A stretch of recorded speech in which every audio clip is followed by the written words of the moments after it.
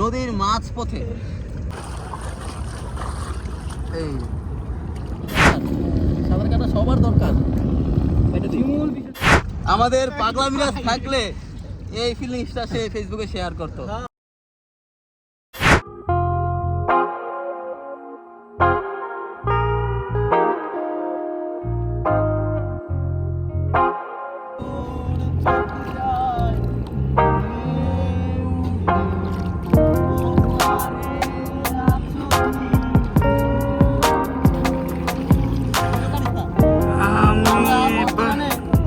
নবীনগরের ঘাট থেকে শুরু করছি, মানে টিউব নিয়ে রওনা দিছি।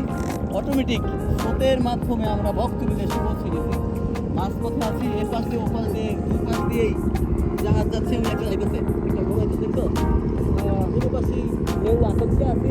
এই আতঙ্কটা বরাবরই নেওয়া দরকার। অনেক ভালো লাগতেছে, অবশ্য একটা ভয়ে আছি, তারপরেও ভালো লাগতেছে। এই অনুভূতিগুলো শেয়ার করা দরকার ফেসবুকে। এই জন্য ভিডিও করলাম। সবাই ভালো থাকবেন, সুস্থ থাকবেন, মাঝে মাঝে নদীতে আসবেন। সাঁতার কাটা দরকার, সাঁতার কাটা সবার দরকার। আমাদের পাগলা মিরাজ থাকলে এই ফিলিংসটা সে ফেসবুকে শেয়ার করতো। আমরা এখন এমন একটা জায়গায় আছি, একদম নদীর মাছ পথে। এখানে এসেছি দেখছি, এখান দিয়ে জাহাজ যাচ্ছে। খুব আতঙ্কে ছিলাম এতক্ষণ, খুব আতঙ্ক ছিলাম। একদম মাঝখানে আছি। এই যে আমাদের ছাতি নিয়ে আসছি, দুইটা টিউব করে। আমি দৌড়াচ্ছি, তুই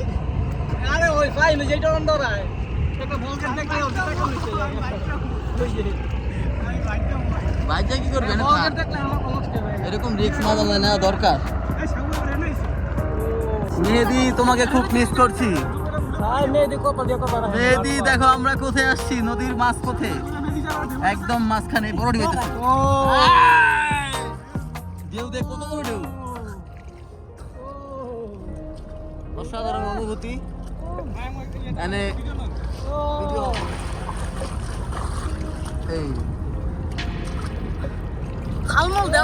ভেসে যাচ্ছি চোখে আলো জেলে, জাহাজের মতো একা।